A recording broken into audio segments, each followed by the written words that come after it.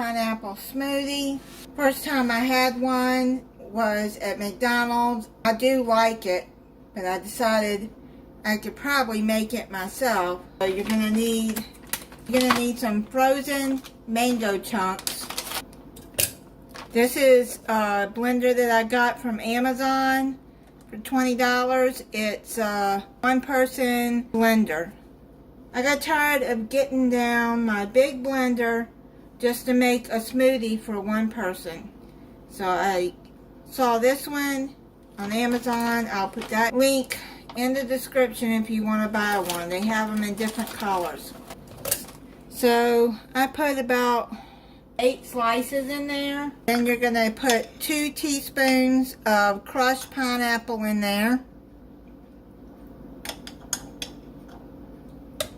Add a little bit of the pineapple juice, not much, maybe a teaspoon of it.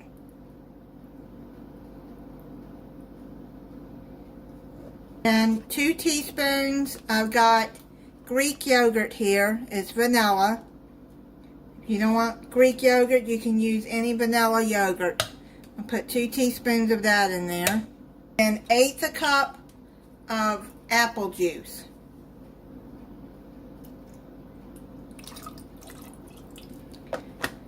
And we're gonna blend it together.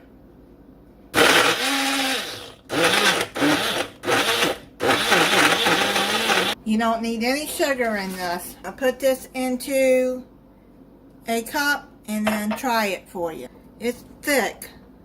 It should be, as the smoothie should be. That blender, you can use that blender as a cup if you want, because it has a lid at the top that you can sip out of it and take it with you if you're wanting something to go. I don't want to drink it like that. This is pretty good. If you like mango, then you'll like this. Actually, I think it's better than McDonald's.